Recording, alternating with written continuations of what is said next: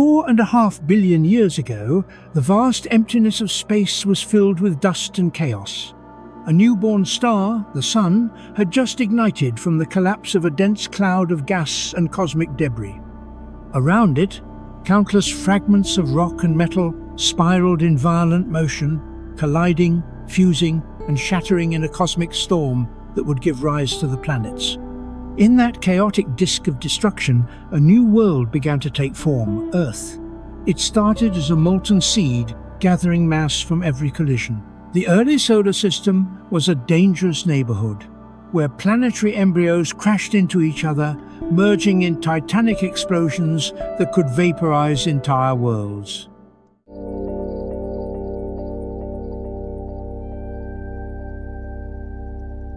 Yet, every impact made the young Earth grow stronger, larger, and hotter.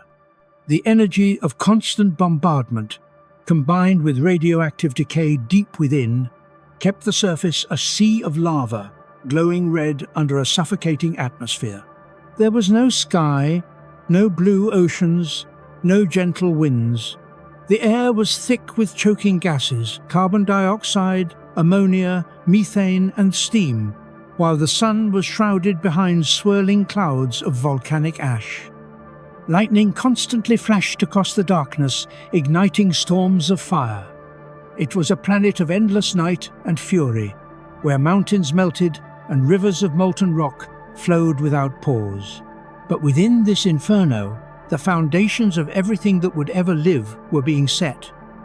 The elements that formed in ancient stars, carbon, hydrogen, oxygen, nitrogen, iron, silicon, were now mixing together in endless combinations.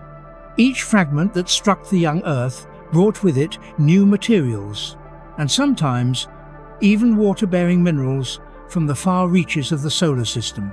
Soon, one collision changed everything. A planet roughly the size of Mars, known to scientists as Theia, crashed into the early Earth with unimaginable force.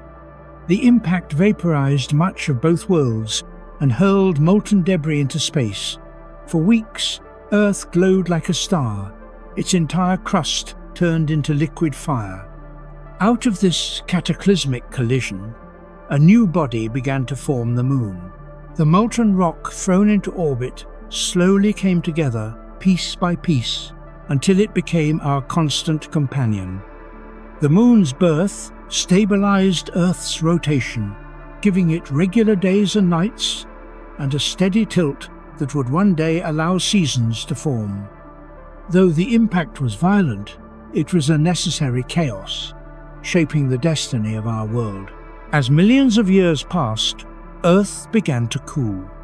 Thick clouds of steam condensed into rain, and for the first time, it rained upon the land not for days or weeks, but for centuries.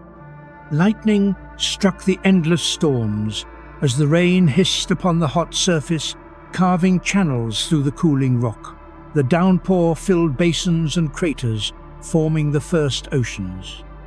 These were not the blue waters we know today, but dark, boiling seas, rich in dissolved minerals, stretching across the surface under an orange-red sky. The air was still deadly. No creature could breathe it. Volcanoes erupted constantly, spewing out carbon dioxide and sulfur. The planet's crust was unstable, cracking and shifting as magma surged beneath. Yet, slowly, the surface hardened. Continents began to form, though they were small and scattered islands of volcanic rock rising from the endless ocean. Deep below the surface, the young planet was alive in a different way. The core churned with molten iron, generating powerful magnetic fields that shielded the world from solar radiation. Above it, convection currents moved within the mantle, pushing the crust like a restless tide. From this motion, the first version of plate tectonics began a system that would shape the face of the planet forever. In the oceans, a chemical symphony was beginning. The rainwater that fell from the toxic clouds carried with it minerals, salts, and organic molecules from meteorites and volcanic vents.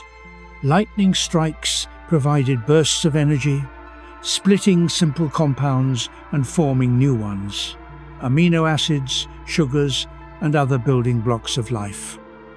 Though still lifeless, the planet had become a laboratory, mixing elements in endless combinations. The atmosphere thickened with carbon dioxide, trapping heat and creating a greenhouse effect that prevented the planet from freezing. Methane and ammonia reacted with sunlight, creating hazes that dimmed the sky. In the shallows, iron reacted with the newly formed water, staining the seas a deep, rusty color. This was a world in transition, raw, brutal, yet full of potential. Time on this early Earth moved differently. A single day lasted only 6 hours, the planet spinning faster than it does now. Tides rose high and fell violently as the newborn moon orbited close, its pull immense. Meteorites still rained down from space, though less frequently, bringing carbon and other elements crucial for chemistry. Every event, every impact, every storm was shaping the path that would eventually lead to life. Beneath the surface, the heat from the core created deep fissures where seawater could flow into the crust. There, in the darkness, hydrothermal vents spewed out scalding water rich in metals and sulfur compounds. These vents created a strange environment, one that combined heat, pressure, and chemistry, a perfect cradle for the next great step.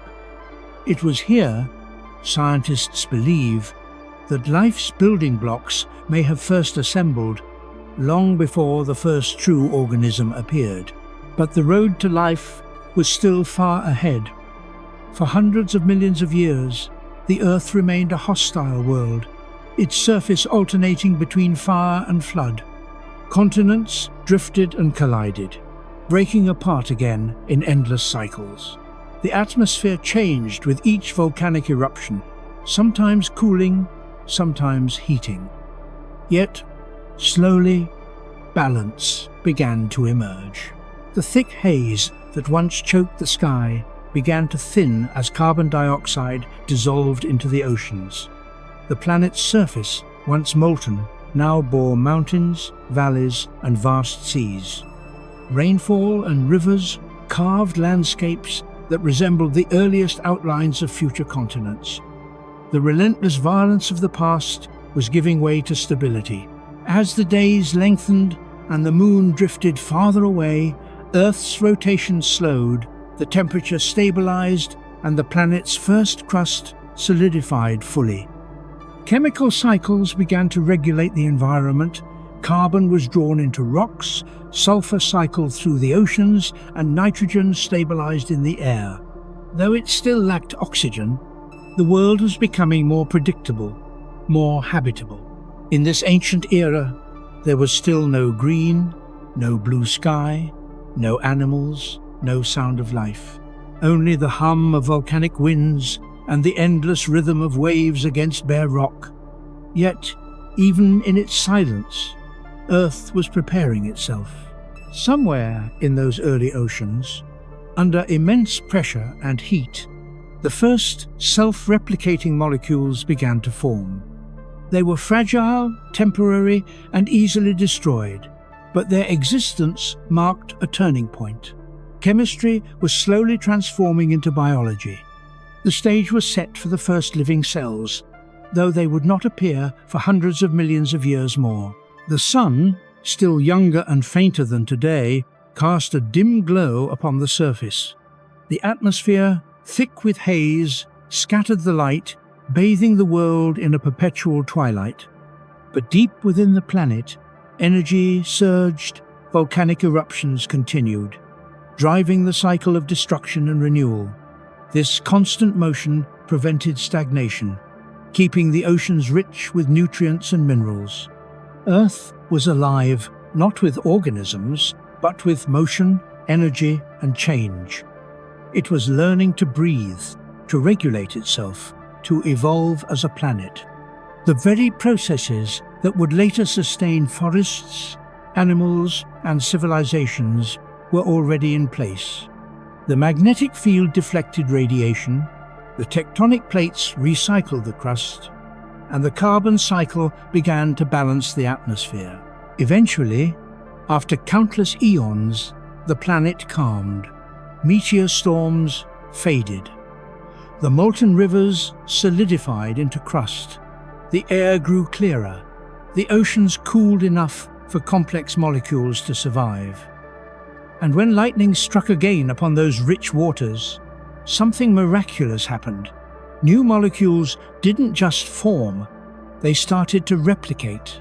The first sparks of proto-life ignited within the chemical soup. It was the beginning of everything. From the chaos of cosmic dust and fire, a living world had emerged. A world that would one day give rise to forests, mountains, and creatures of every kind. The early Earth, once a molten wasteland, had transformed into a cradle of potential. The planet that had survived cosmic collisions, boiling seas, and endless storms was now ready for its next chapter, the dawn of life. In the silent depths of the ocean, under the shadows of volcanic vents, the story of existence was about to begin. It would take billions of years before the first dinosaurs would ever walk the land. But in this moment, Earth had taken its first step toward becoming a living planet. As the fires of the young Earth cooled, a new transformation began. What was once a blazing inferno of molten rock now shimmered beneath thick grey clouds heavy with moisture. For millions of years, steam had blanketed the planet, a suffocating veil that trapped heat and hid the world beneath it. But slowly, as the surface temperature dropped, the steam began to condense. Then came the rain. Not for hours, not for days, but for thousands upon thousands of years, it rained. Endless torrents poured from the skies, each droplet sizzling as it struck the hot stone, filling the air with clouds of vapor.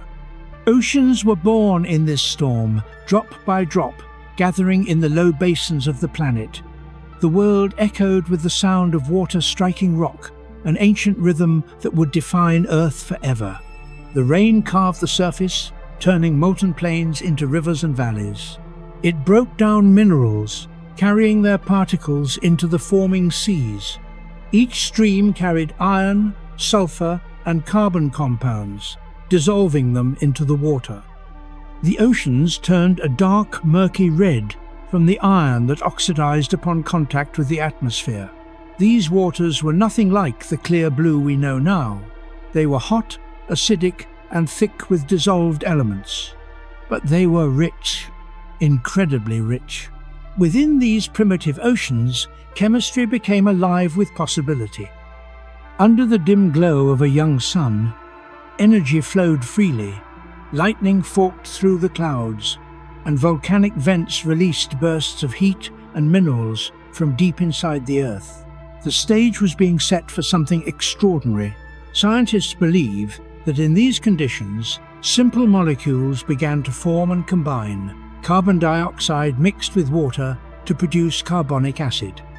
Nitrogen from volcanic eruptions reacted with hydrogen, forming ammonia, and deep within those turbulent waters, amino acids, the building blocks of proteins, emerged for the first time. Perhaps it happened in the shallows, where lightning could strike the surface and trigger reactions. Or maybe it happened in the darkness, near hydrothermal vents, where superheated water met the frigid sea. Whichever the case, these molecules began to organize, creating chains that could store and transfer energy. These were not living things yet, but they were the first whispers of life, tiny sparks of structure forming out of chaos. The oceans became vast laboratories, experimenting endlessly with combinations of chemicals. Millions of reactions occurred every second, driven by heat, pressure, and time. Some produced nothing. Others formed unstable molecules that quickly broke apart. But a few rare reactions created structures that could replicate themselves, rudimentary, imperfect, but capable of persistence. These early replicators marked a revolution that no eye could witness. They were invisible, fragile, and scattered across the seas, but their appearance changed the destiny of the planet. From that moment, the Earth was no longer just a world of rock and water, it was a world with potential for life. Volcanoes continued to erupt, feeding the oceans with fresh nutrients. The atmosphere remained thick with carbon dioxide and methane, trapping warmth and protecting the fragile surface from freezing. At the same time, ultraviolet radiation from the sun bombarded the planet, providing energy that broke and remade chemical bonds. Chaos created opportunity, and out of that chaos, order began to emerge. The ocean floor was alive with movement. Hydrothermal vents gushed superheated water, rich in hydrogen sulfide and minerals. Around them, mineral chimneys formed, providing tiny pockets and compartments where chemical reactions could occur safely. Within these sheltered spaces, molecules could form membranes, thin boundaries that separated them from the surrounding water. This was a critical step, for it marked the first time that matter began to organize into something resembling a cell. Each microscopic vesicle was a world unto itself. Inside, complex reactions occurred, energy flowed, and matter transformed. Some vesicles could even divide, producing copies of themselves. Still, they were far from living organisms, but they represented progress, a natural progression from simple chemistry toward biology. As the oceans grew deeper and wider, they became the center of all activity on the young Earth. Every drop of water was a stage where creation played out, where atoms joined hands to build the foundation of life. Above them, the sky remained dark and turbulent, but gradually the storms began to ease. Sunlight, filtered through clouds, began to reach the surface, warming the seas and creating gentle currents. Over millions of years, the balance of gases in the atmosphere started to shift. The oceans absorbed vast amounts of carbon dioxide, forming carbonates that settled to the seafloor as rock. Slowly, the temperature stabilized. The planet's violent past was giving way to calm. Beneath the waves, the chemistry of life continued to advance. Molecules learned to capture energy from their surroundings and store it in chemical bonds. Others developed the ability to copy themselves with greater precision. Competition began not through violence, but through survival. The molecules that replicated faster and lasted longer became more common, while less efficient ones faded away. Evolution had begun not in animals or plants, but in the invisible realm of chemistry. It was here, in these silent oceans, that the first ancestors of all life on Earth took their shape. Their legacy would echo through every living thing that would ever exist, from the simplest bacteria to the towering dinosaurs and beyond. Every creature, every leaf, every human being carries the memory of those first oceans within them. The world at this time was still alien. The land remained barren, scorched, and lifeless. Volcanoes dotted the horizon, spewing ash into the sky. Earthquakes shook the surface. Meteors still fell from space, though less frequently than before. But beneath all that chaos, life's seeds were being sown.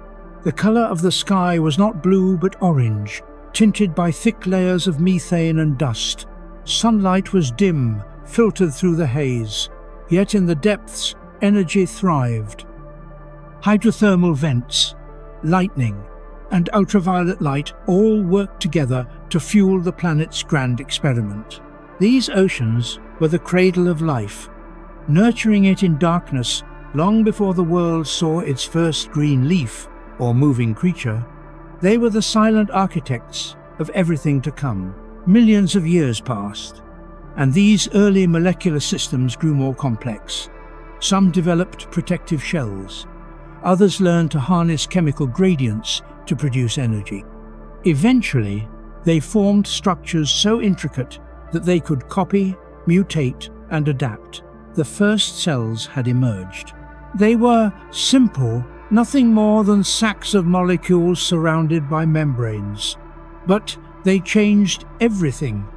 Within them, chemistry had finally become biology.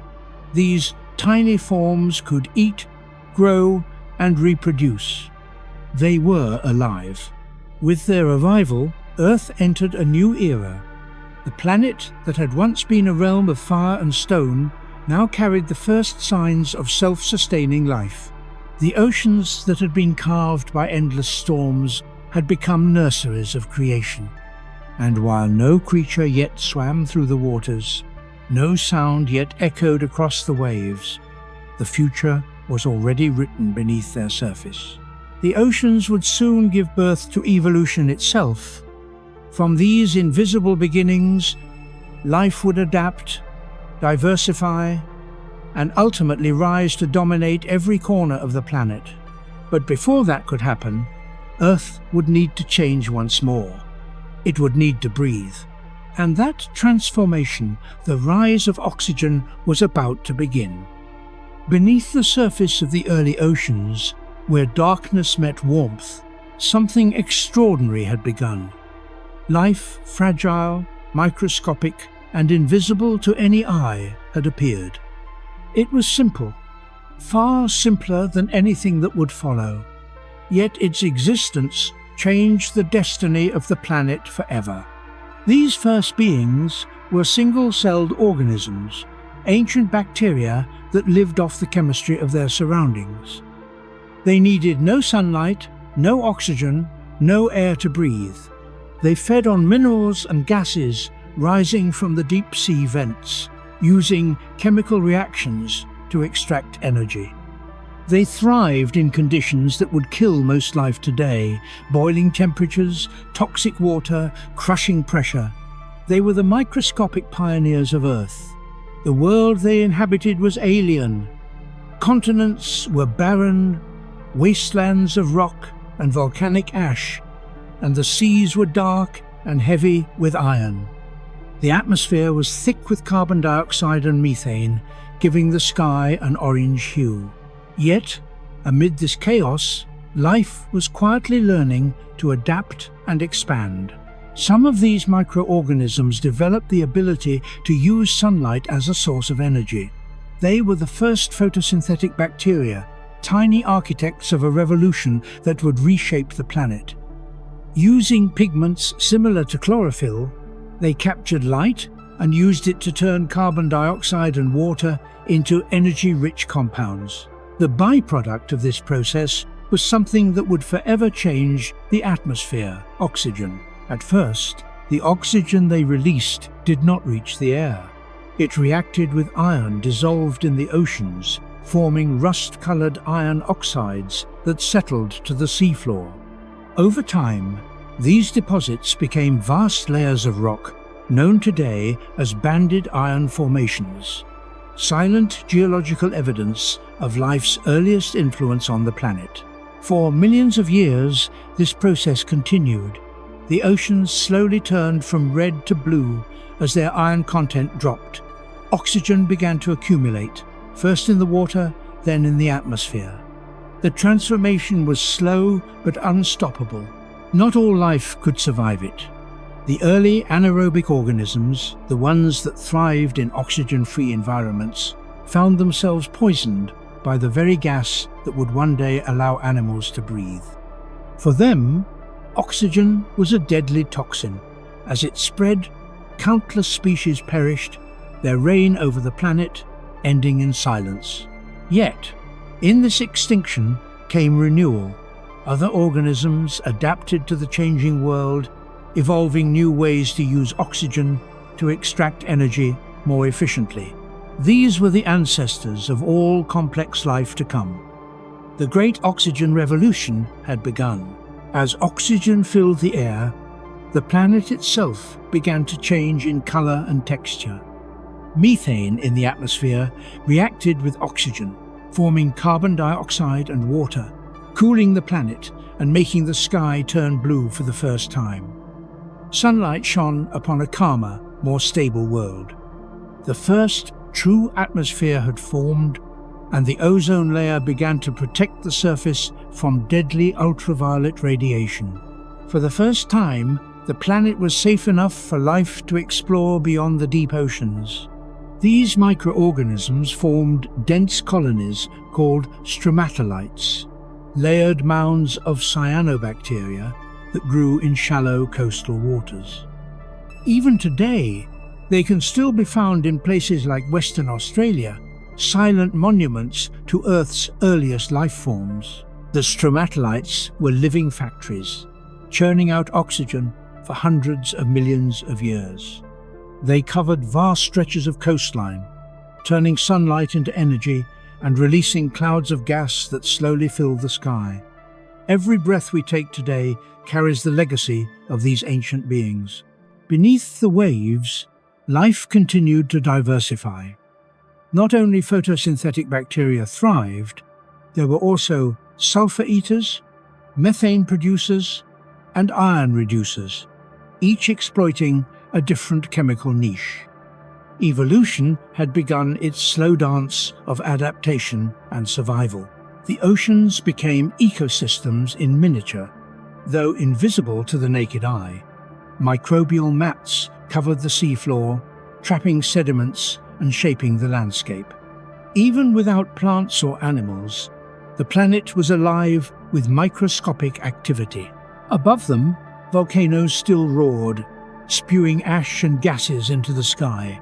Continents shifted and collided, creating mountain chains and deep basins.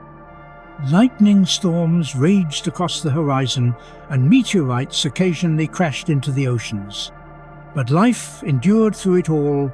It had become resilient, capable of surviving the planet's wildest moods. Over hundreds of millions of years, the amount of oxygen in the atmosphere continued to rise. The once orange sky faded into shades of blue, and the oceans began to sparkle under sunlight. The Earth was transforming, not through fire or rock this time, but through the quiet persistence of living things too small to see. These microscopic pioneers not only changed the air, they changed the chemistry of the planet's crust, the composition of its oceans, and even its climate. Their photosynthesis cooled the planet, eventually triggering one of the most extreme events in Earth's history, the Great Glaciation known as Snowball Earth. It was an unintended consequence of their success. As carbon dioxide was drawn from the atmosphere and locked into rocks, the planet began to lose its ability to trap heat. Temperatures dropped, ice began to form at the poles, and soon glaciers spread toward the equator. The Earth froze almost completely, a white world locked in silence.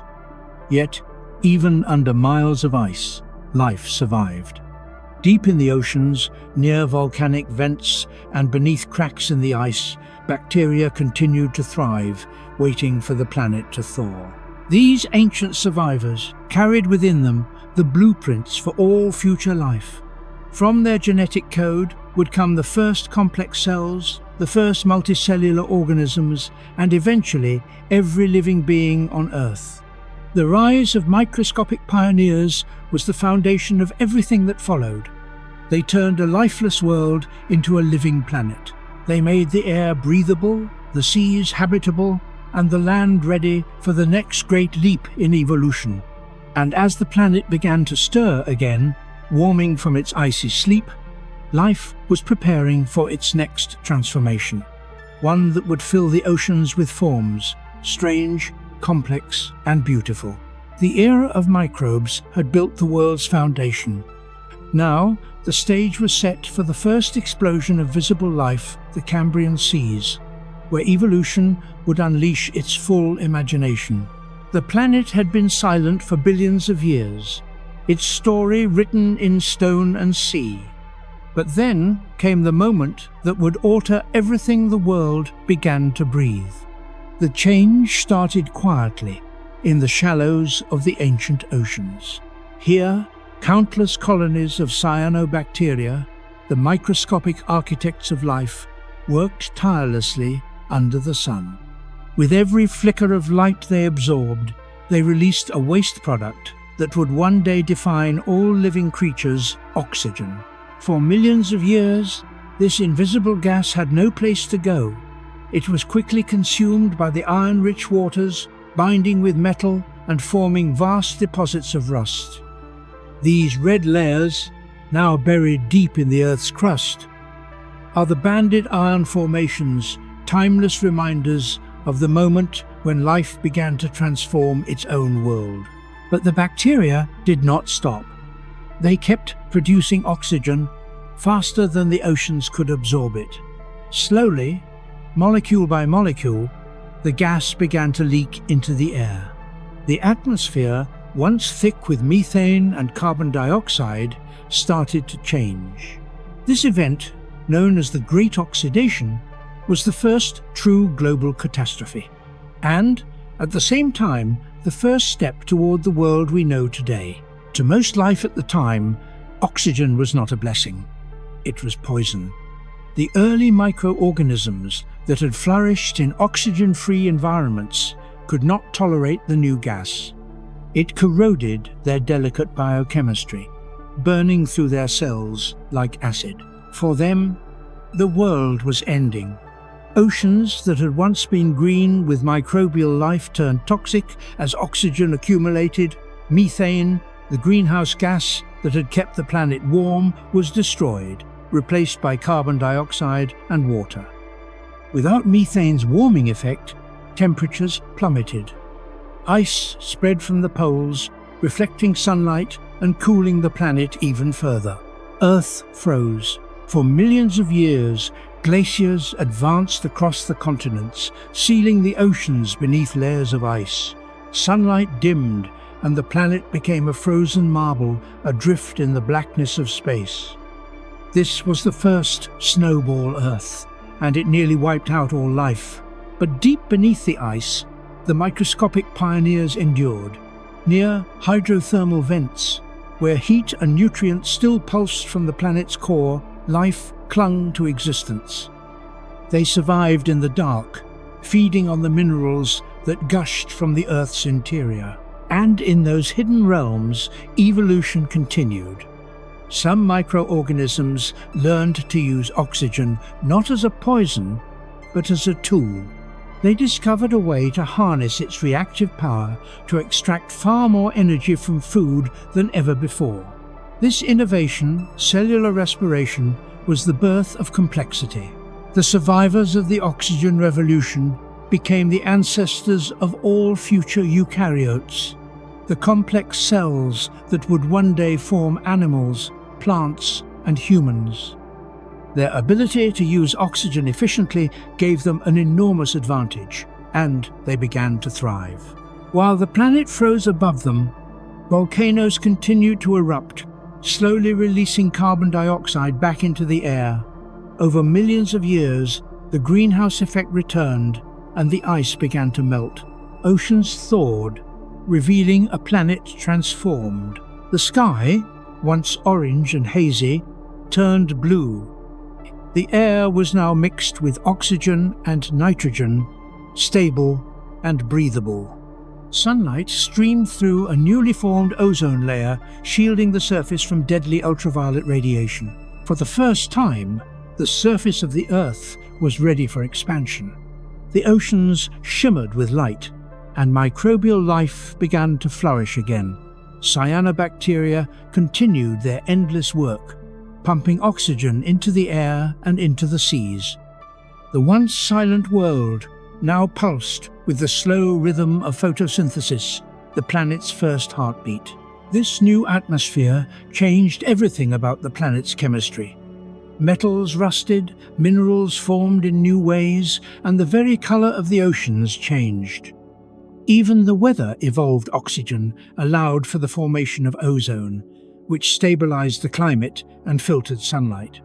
And then, something entirely new began to emerge: cooperation. Some bacteria merged with others, forming partnerships that would lead to the first complex cells. One cell engulfed another that could process oxygen, and instead of digesting it, they began to live together. The captured organism became what we now call the mitochondrion, the powerhouse of all complex life. This was a quiet revolution within a revolution. It allowed cells to grow larger, more specialized, and more capable. For the first time, life had the potential to evolve beyond the microscopic. The planet was now different in every possible way. The air was breathable. The seas were clear. The skies were blue. Energy flowed freely through ecosystems that had never existed before. But, above all, the Earth had balance. Oxygen became both a gift and a test.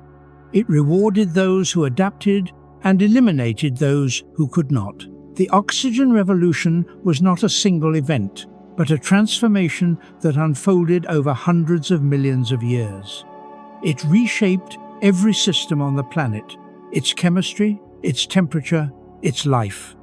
It was the first true act of global engineering, carried out not by machines or humans, but by organisms smaller than a grain of sand.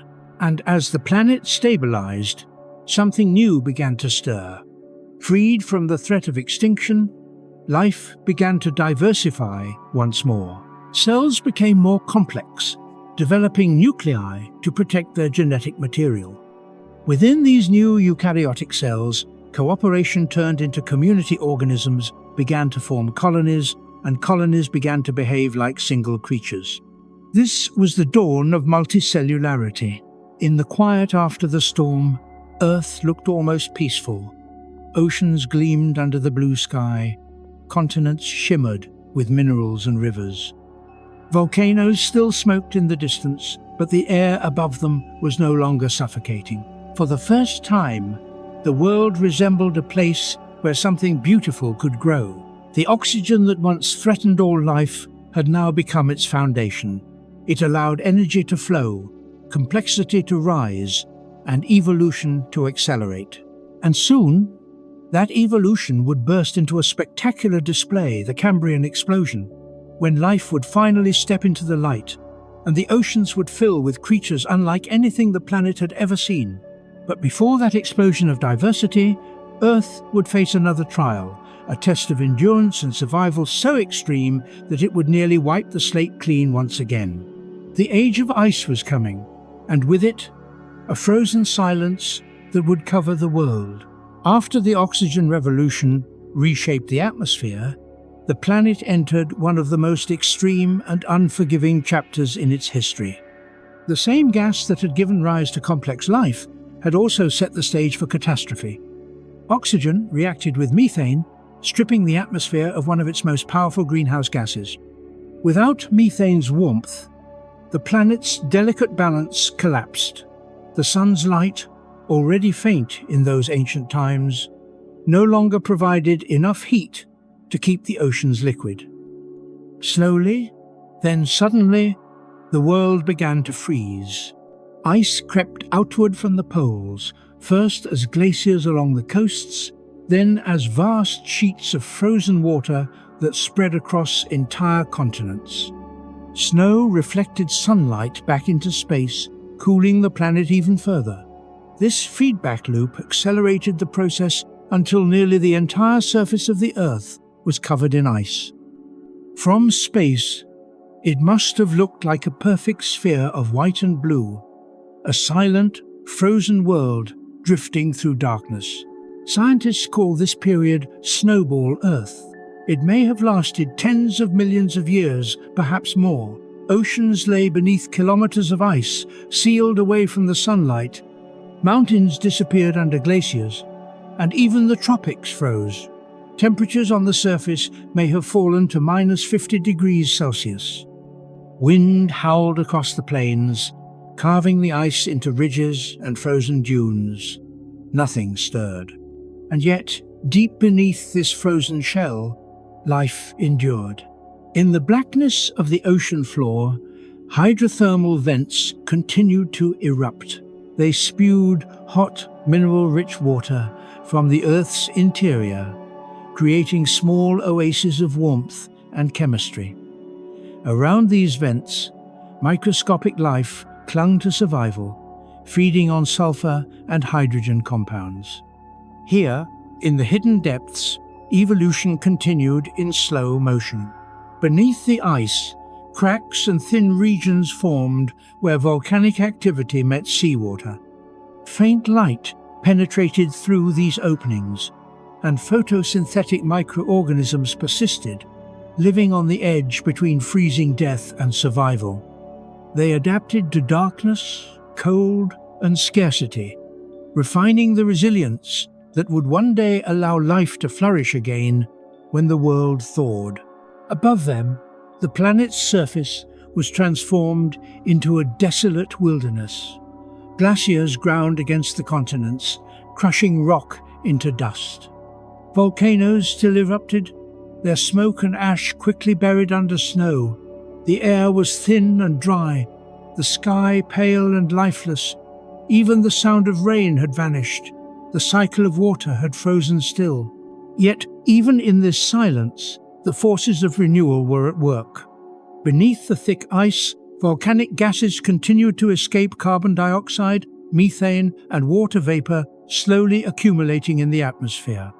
There were no plants to absorb them, no chemical reactions fast enough to remove them. Over millions of years, these gases began to trap heat once more. The thaw began slowly. Volcanic heat melted the edges of the glaciers, forming rivers that flowed beneath the ice. Bubbles of carbon dioxide, trapped for ages, escaped into the air, thickening the greenhouse blanket. Temperatures rose degree by degree, until finally, the tipping point arrived. A cascade of melting swept across the planet. The ice that had covered continents for millions of years began to retreat. Oceans, locked away beneath kilometers of frost, broke free. Enormous floods carved new valleys, carrying sediment into the sea. The roar of rushing water returned to the world. The global temperature skyrocketed, turning the frozen wasteland into a steaming planet once again. Earth had been reborn, but it was not the same planet that had frozen long ago. The Great Glaciation had reshaped everything. The grinding ice had scraped mountains down to their cores, redistributed minerals, and replenished the oceans with nutrients. The chemistry of the seas was now rich beyond imagination, and in that richness, life began to bloom.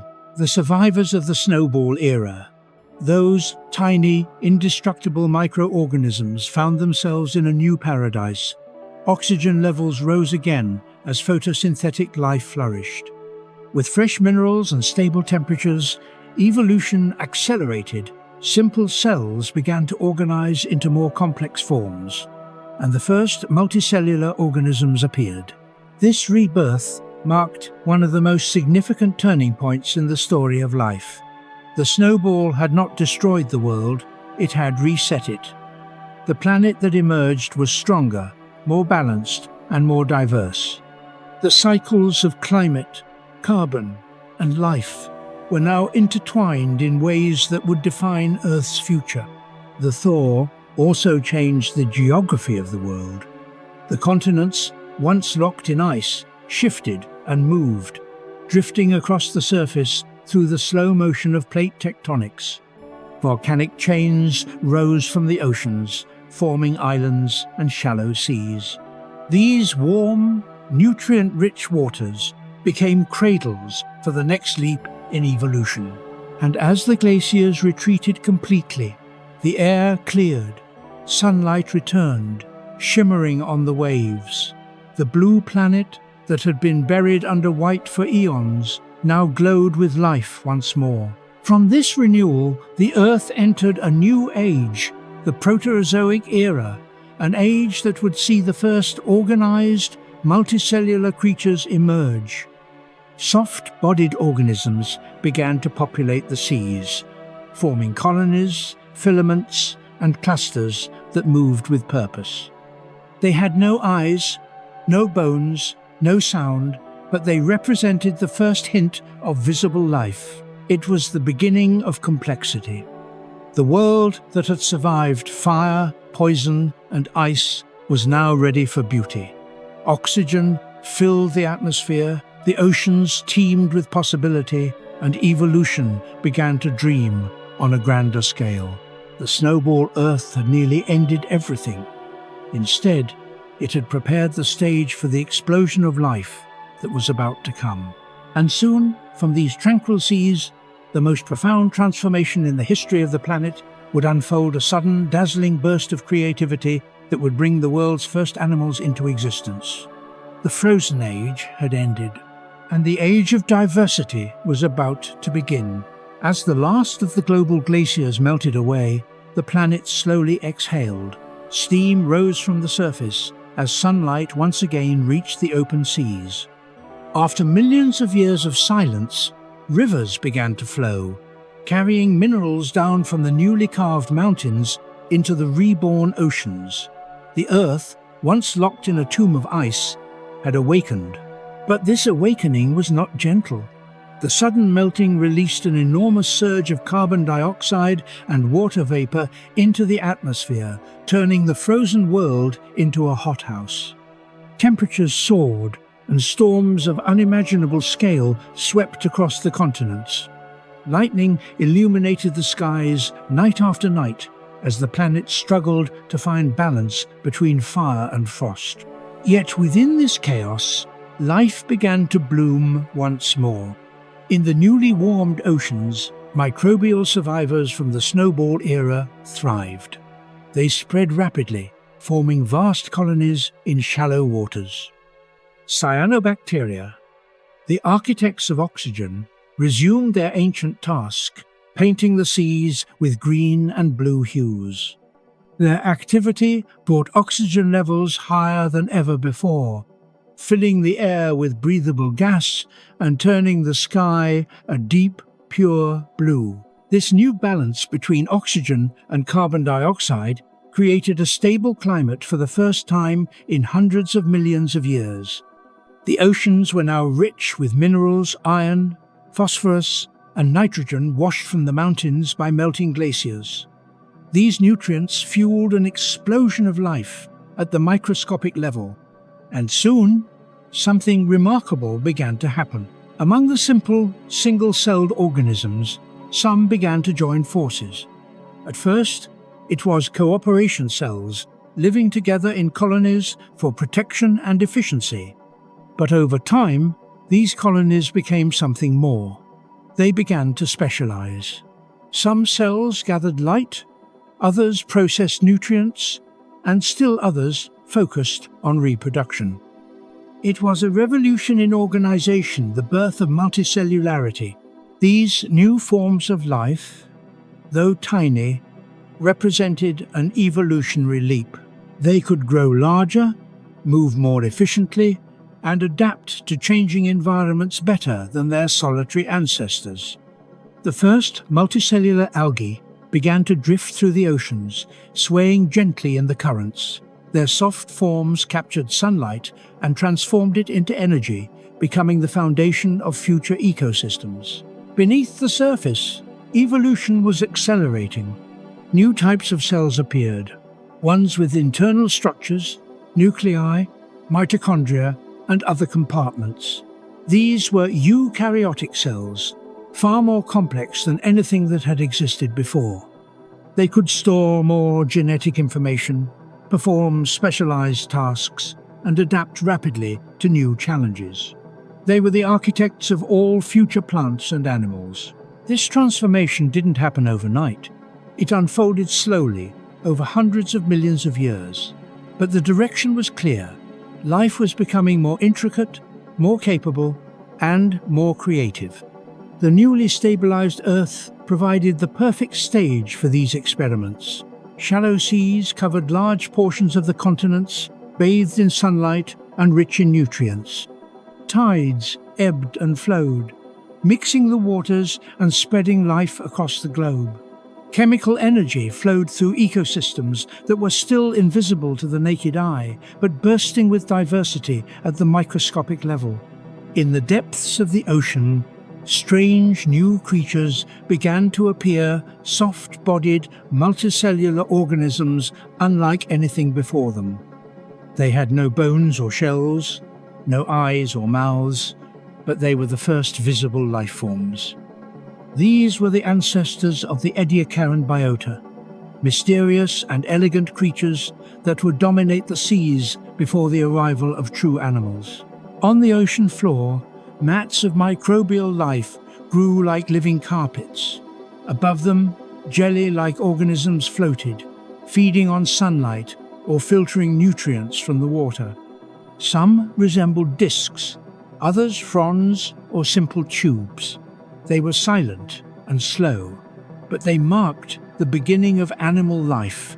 The atmosphere, now filled with oxygen, began to sparkle at night with faint auroras, driven by a stronger magnetic field.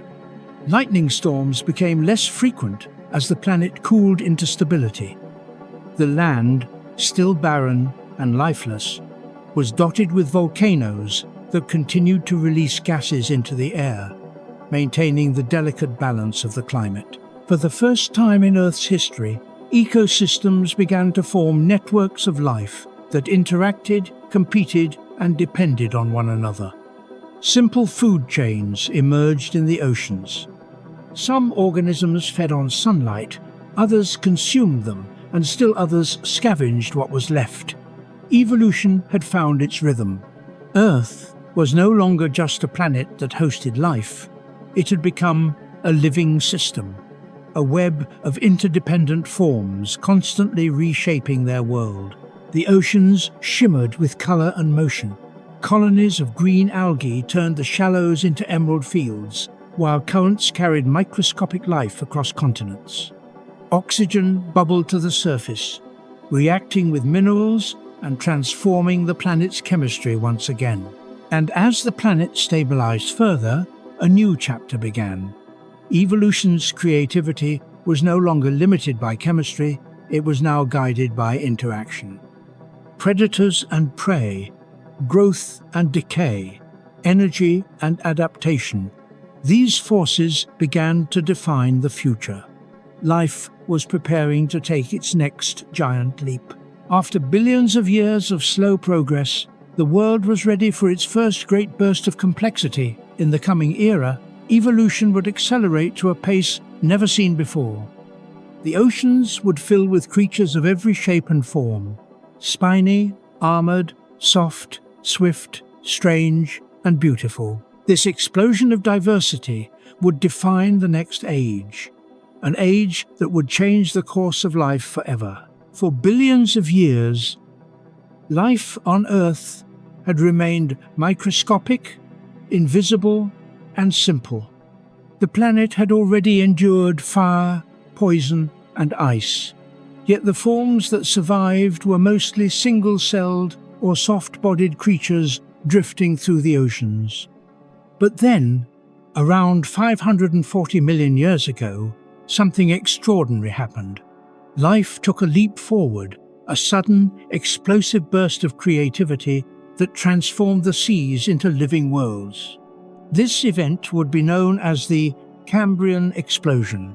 It began quietly, almost invisibly. Deep in the oceans, new forms of multicellular life were already evolving. Small clusters of cells began to specialize and cooperate more efficiently. They learned to move, sense, and feed in new ways. For the first time, evolution began to favor innovation at a breathtaking pace. The oceans, once calm and dominated by slow-moving organisms, became filled with motion and color. Creatures developed eyes, real, complex eyes, that could detect light, shapes, and movement. This single innovation changed everything. The ability to see created the first predators and the first prey, launching an evolutionary arms race that would drive complexity to new heights. In the shallow seas, trilobites scuttled along the ocean floor, their segmented bodies protected by hard exoskeletons. They were among the first creatures to evolve armor, a response to the growing threat of predation. Their compound eyes gleamed like tiny jewels, capable of detecting the faintest motion. With every generation, they grew faster, sharper, and more efficient. Above them, in the open water, strange and alien creatures drifted and hunted. One of the most fearsome was Anomalocaris, a predator nearly a meter long, a giant in its time. With grasping appendages and a circular mouth filled with serrated plates, it swam swiftly through the water, preying upon trilobites and other soft-bodied animals. Its body was flexible, elegant, and built for speed, an early masterpiece of evolution's engineering. Everywhere, life was experimenting. Some creatures developed shells, others formed spikes or flexible limbs. Some burrowed into the mud for safety, while others floated freely, filtering tiny particles from the water. Evolution had suddenly found infinite possibilities, and it began exploring all of them at once. The ocean floor, once barren and quiet, became a bustling ecosystem. Coral-like organisms built reefs that sheltered small creatures. Worms tunneled through the sediment, mixing oxygen into the seabed and transforming its chemistry. Jelly-like creatures pulsated through the water, shimmering under beams of sunlight. Every inch of the sea was alive. For the first time, ecosystems began to resemble modern ones, complex, balanced, and interconnected. Every new adaptation inspired a counter-adaptation. Sharper vision led to better camouflage. Harder shells led to stronger jaws. Faster swimmers led to smarter hunters. The balance of survival shifted constantly, shaping the endless variety of forms that filled the Cambrian oceans. The diversity was astonishing. Some creatures had no modern equivalent. Hallucigenia walked on spiny legs with its body upside down and spikes for defense. Wiwaxia resembled a living pincushion, armored with scales and bristles. Opabenia had 5 eyes and a long proboscis ending in a claw, a design so bizarre that early scientists thought it was a joke.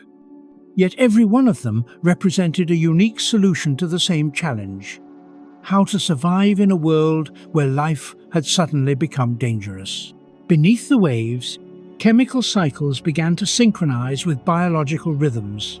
Oxygen levels in the water rose as photosynthetic organisms flourished. This abundance of oxygen allowed animals to grow larger, move faster, and sustain more energy-demanding bodies. It was as if the entire planet had been waiting for this moment, for life to finally breathe deeply and fill every niche it could find. The Cambrian explosion also marked the rise of the first complex food webs.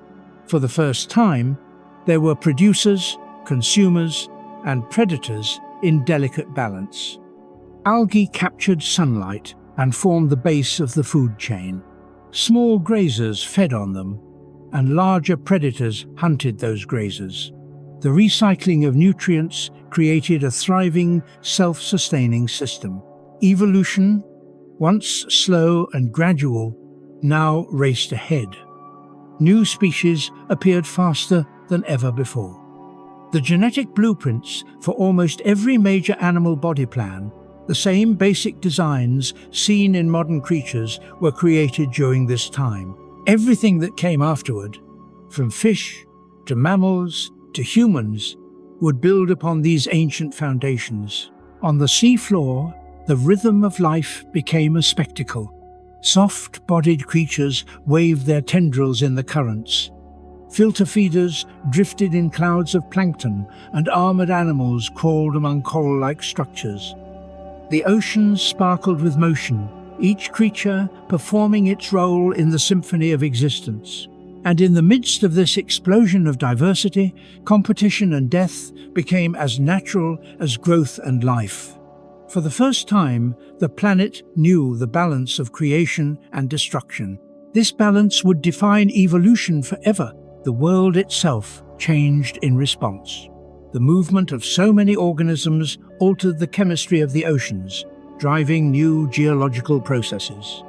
The seafloor became enriched with calcium carbonate from shells and skeletons, forming layers of limestone that would one day rise as mountains. Even the atmosphere was affected. Oxygen levels climbed further, shaping a stable climate that supported continued diversification. As millions of years passed, these creatures evolved into even more specialized forms. Some grew fins and armor plates, becoming the first primitive fish. Others developed legs like appendages to crawl through mud. The boundaries between the possible and impossible blurred. The Cambrian seas were unlike anything before or since a time of endless experimentation when life's imagination seemed boundless. Every shape, every form, every design was tested, adapted, or abandoned. Failure was as common as success, but together they formed the foundation for all future evolution. By the end of the Cambrian period, Earth had transformed completely. No longer a silent world of microbes, it had become a planet bursting with movement, energy, and complexity. Predators hunted, prey escaped, and ecosystems flourished across every ocean. The age of visible life had begun. And as the Cambrian seas continued to evolve, the next great transformation was already stirring beneath the waves. The foundations laid here would lead to new creatures, stronger predators, and bolder explorers. Soon, life would not be content to remain in the oceans. It would rise to conquer the land. As the Cambrian oceans flourished with life, evolution reached a new level of complexity. For the first time in history, the planet witnessed a battle of wits, speed, and survival. The seas were no longer peaceful worlds of drifting organisms. They had become arenas of competition. Life had discovered predation. Before this era, living things simply absorbed nutrients from their surroundings or filtered tiny particles from the water. There was no real violence, no hunting, no fear. But the Cambrian explosion changed everything. Animals could now move faster, sense their environment, and actively pursue food. And with that single shift, the rules of evolution were rewritten. The emergence of predators transformed the oceans into a living battlefield. Every new adaptation sparked a counter-adaptation. It was the beginning of the evolutionary arms race. One of the earliest and most fearsome hunters was Anomalocaris, meaning abnormal shrimp. It was unlike anything the planet had seen before, with a body built for speed, large compound eyes for spotting movement, and a circular mouth lined with jagged plates. Anomalocaris was the first true apex predator. It glided gracefully through the water, using its two grasping appendages to snatch prey and crush them. Its favorite target was the trilobite, a creature that had developed a hard shell for protection. Trilobites, in turn, evolved thicker exoskeletons and the ability to roll into tight defensive balls just like modern pillbugs. Over time, some species even developed spines along their backs, making it harder for predators to swallow them. This dynamic predator and prey pushing each other to adapt was evolution's most powerful invention. And it did not stop there. New predators appeared in every corner of the ocean. Some developed sharp claws, others evolved speed or the ability to burrow and ambush their victims. Small worm-like creatures used toxins to paralyze their prey. Jellyfish-like animals floated with long, stinging tentacles, delivering poison to anything that came too close. Even microscopic life joined the race, with plankton evolving protective shells and spines to deter predators. The oceans became a testing ground for every survival strategy imaginable. Camouflage appeared for the first time, animals that could blend into the seafloor or mimic rocks and coral. Others evolved sight, not just to hunt, but to avoid being hunted. Movement became faster, more precise, more deliberate. For the first time, fear became part of life. Prey began to develop behaviors that would one day echo across all of evolution, burrowing into the sand, moving in schools, hiding among reefs. The very idea of defense had been invented, and with it came a new dimension to existence: awareness. Creatures that could sense danger had a better chance to survive. Those with better senses lived long enough to reproduce, passing on their abilities to the next generation. This pressure drove the creation of increasingly sophisticated nervous systems. Simple nerve nets evolved into the first primitive brains. Eyes became sharper, limbs more coordinated, reflexes faster. The competition for survival forced life to think, react, and evolve in ways never before seen. As this biological warfare escalated, ecosystems became more structured, energy flowed through clear chains of predator and prey, each level supporting the next. Large hunters controlled populations. Scavengers cleaned up the remains, and decomposers recycled nutrients back into the system. It was a delicate balance, a living machine that had built itself from instinct and adaptation alone. The seafloor, once silent, now teemed with burrows, trails, and marks left by creatures escaping death or chasing life. Coral-like structures provided shelter, while soft-bodied worms created networks of tunnels beneath the sand. These burrows helped oxygenate the seabed, enriching it further and allowing even more complex life to thrive. The rise of predation also gave birth to the first true skeletons. To resist crushing jaws and claws, many creatures evolved internal or external frameworks made of calcium carbonate. This innovation not only provided protection, but also allowed for stronger muscles and better movement. Soon, shells, plates, and bones would define much of life's future evolution. While most of these battles happened beneath the waves, their effects rippled across the planet's chemistry. As life became more active, oxygen levels continued to climb. Carbon was pulled from the oceans, buried in shells and skeletons, and locked into the crust. This process stabilized the atmosphere, making the planet's climate more predictable. And yet, despite the violence, the Cambrian seas were beautiful.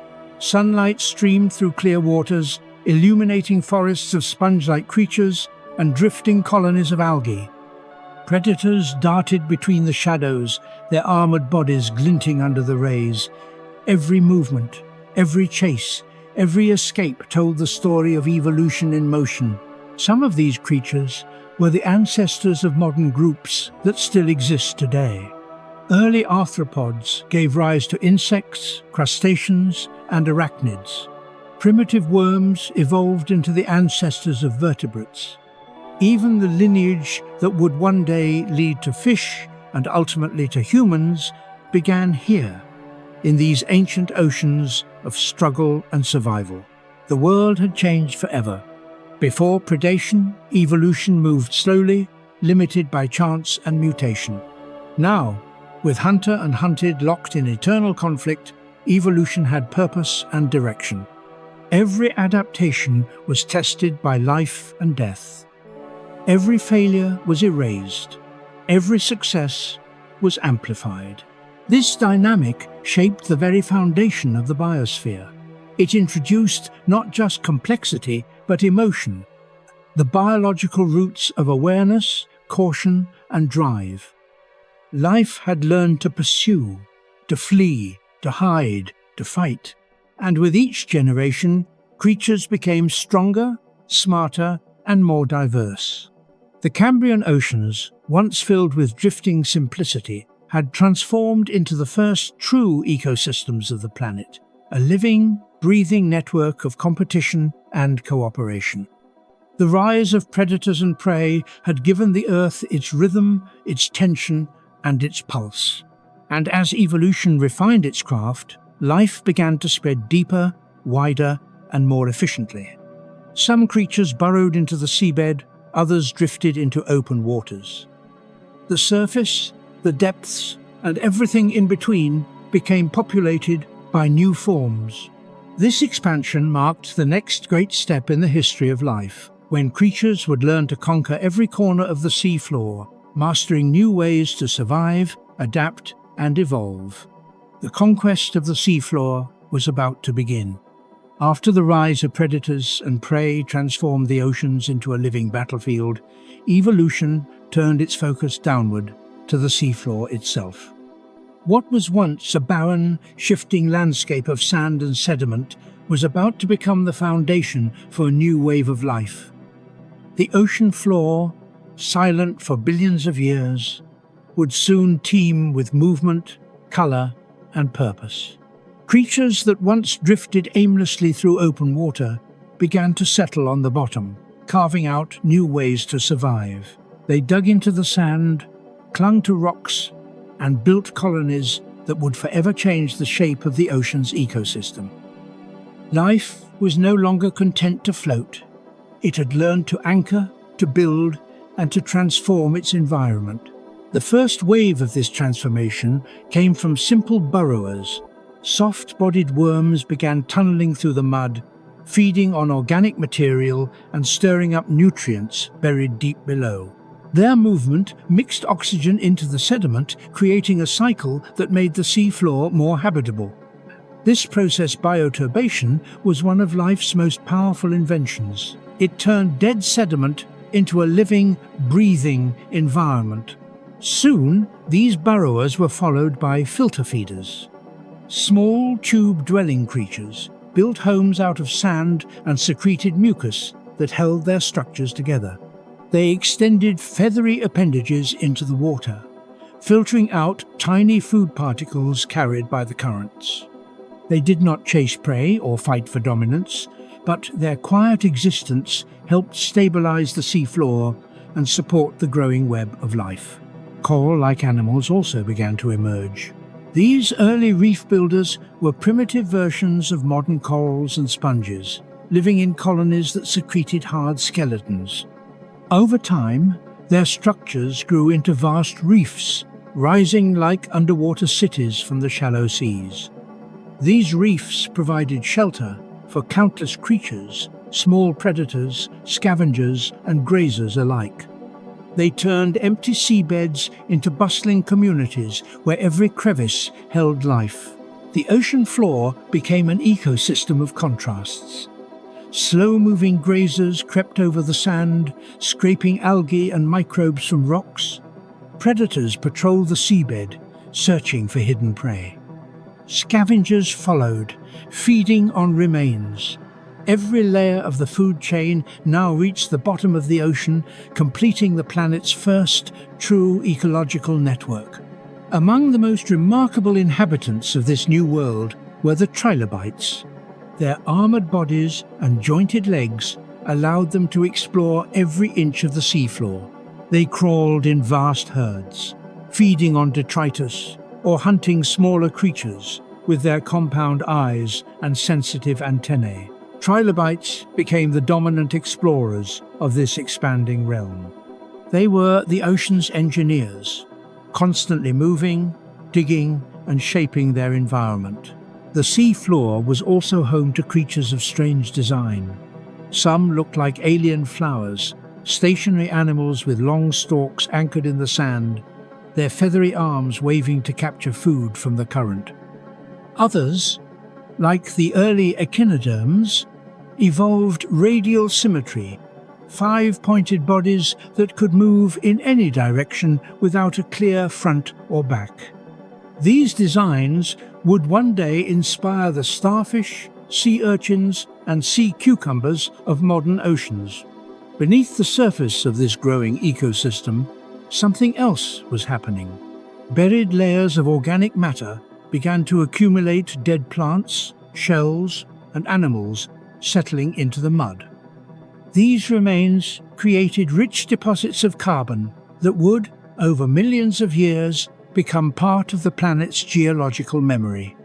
Earth's biosphere and its crust were now linked, shaping one another in a feedback loop that would last for eternity. The seafloor also became the first nursery for diversity. The protection offered by burrows, rocks, and reefs allowed young organisms to grow safely before venturing into open water. This stability encouraged more complex reproductive strategies. Some species began laying eggs.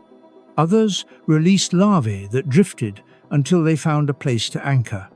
This was the beginning of life cycles patterns that would echo through all future evolution. As these communities expanded, the seafloor's appearance changed dramatically.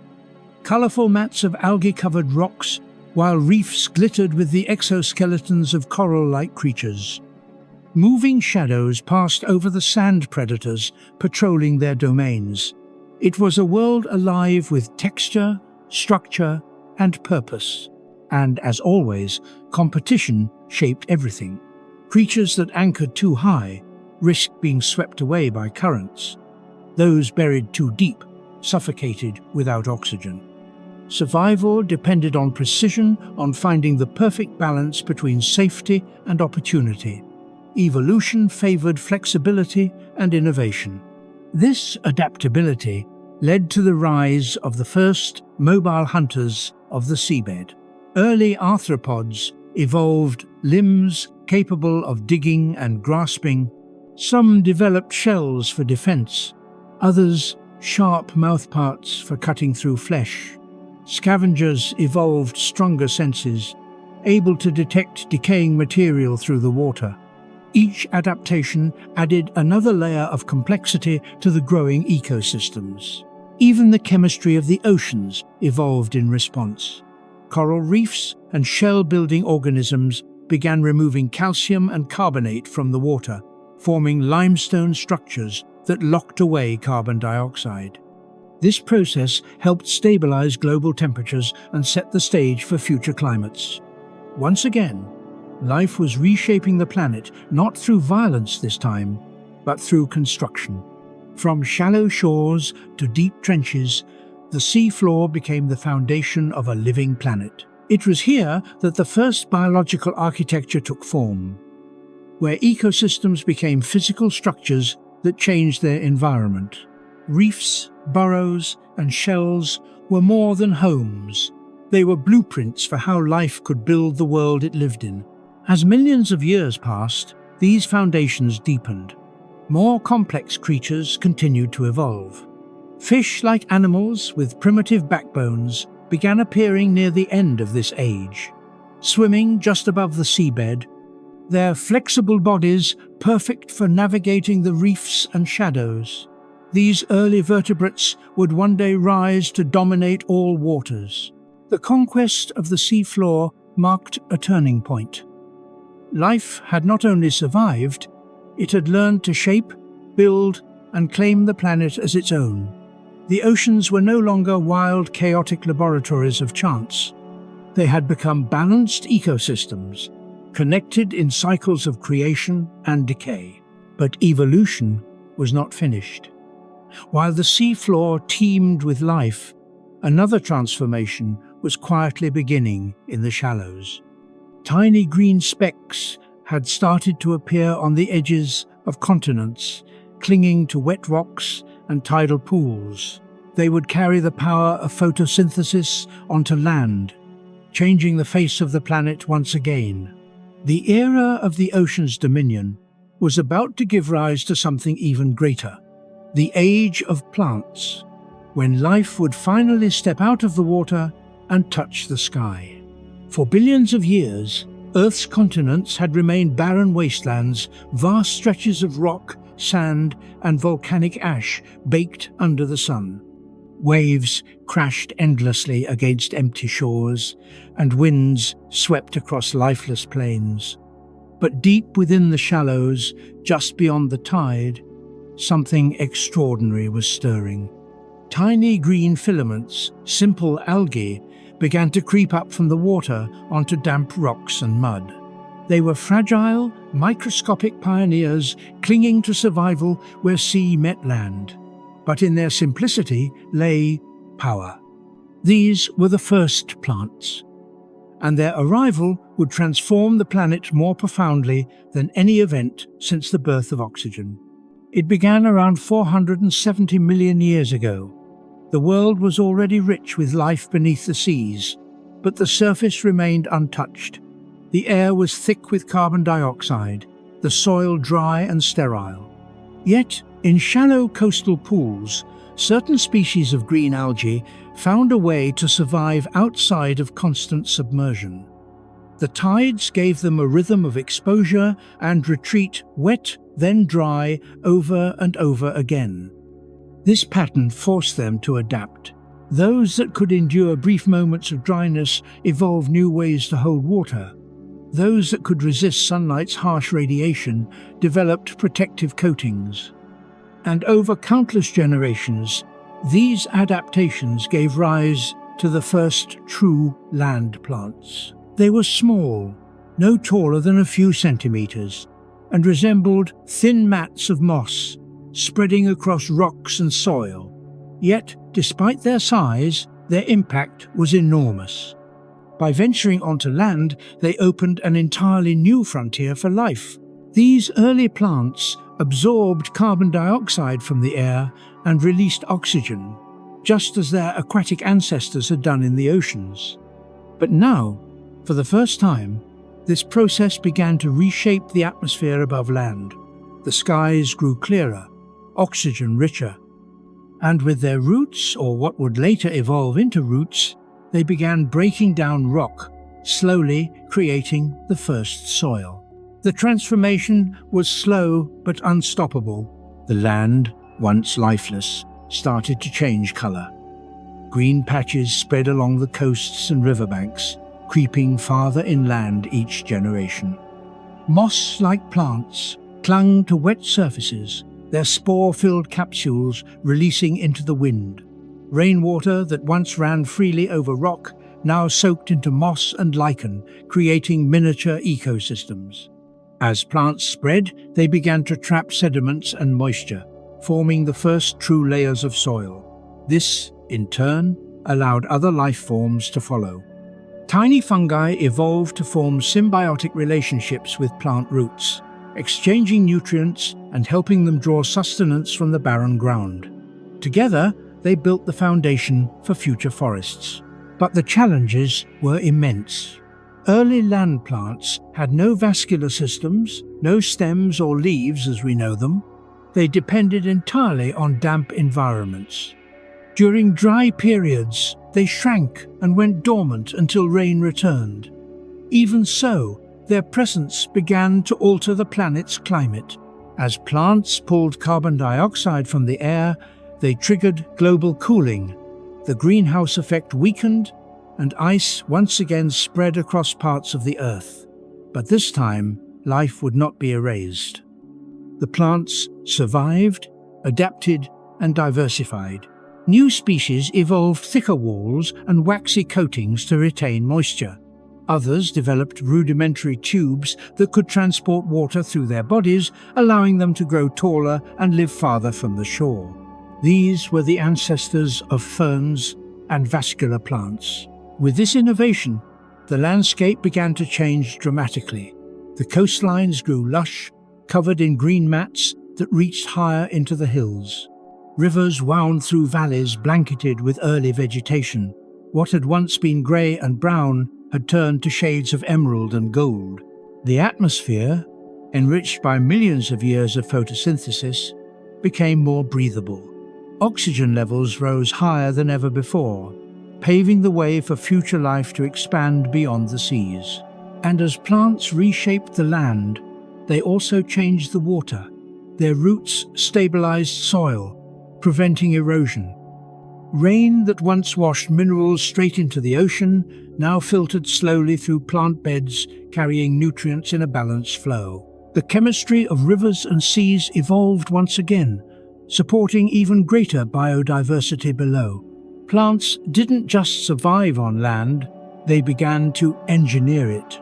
Their bodies decayed into organic matter, forming the first fertile ground. Their roots cracked rocks and released minerals, feeding new generations of growth. Even the weather changed. Plants released water vapor into the air through tiny pores, increasing humidity and fueling rainfall. For the first time, the land began to regulate its own climate. From these humble beginnings, ecosystems started to take shape. Mosses, liverworts, and early ferns formed the first terrestrial communities. Insects, descendants of ocean-dwelling arthropods, began to venture onto land to feed on them. Tiny creatures crawled between the plants, seeking shelter and food. Life, which had been confined to the sea for eons, was now claiming the continents. By the end of this era, the planet looked unrecognizable. The once barren surface had become a patchwork of green valleys and mist-covered hills. Rain-nourished forests of primitive plants, while the air shimmered with oxygen and sunlight. The sound of wind through leaves replaced the endless silence of stone. This was not just the greening of the earth, it was the beginning of the biosphere we know today. Plants had created the first sustainable land environments, inviting other species to follow. Their roots laid the groundwork for entire ecosystems, from insects and amphibians to mammals and, much later, humans. The movement of plants onto land marked a revolution that extended far beyond biology. It was the birth of stability, the first time Earth's surface could support complex food webs outside the oceans. And while these early forests were small and primitive, they were the first whispers of the great green empires that would one day dominate the planet. Soon, life would take advantage of these new habitats. Crawling things would follow the green.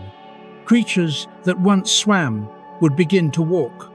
The age of plants had begun, and with it, the march toward the age of land animals.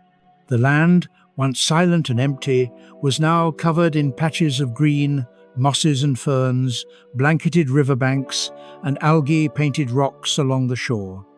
Rain fell and flowed through valleys that shimmered with life. Yet, for all its beauty, the early Earth's surface was still eerily, still no sound of footsteps, no movement among the leaves. But deep within the moist soil and beneath the shadows of primitive plants, life was stirring again. It began with the small crawlers, descendants of ancient marine arthropods, relatives of trilobites and crustaceans, were the first to venture from the sea onto solid ground. They crept onto damp sand and mossy patches, their bodies still dependent on moisture to breathe and move. These early land dwellers were millipede-like creatures, slow and cautious, explorers of a new world. Their arrival marked a monumental moment in the history of life. Animals had finally colonized the land. These first crawlers fed on decaying plant matter and algae, becoming the planet's earliest decomposers. Their movement through soil and vegetation helped recycle nutrients, keeping the growing ecosystems alive.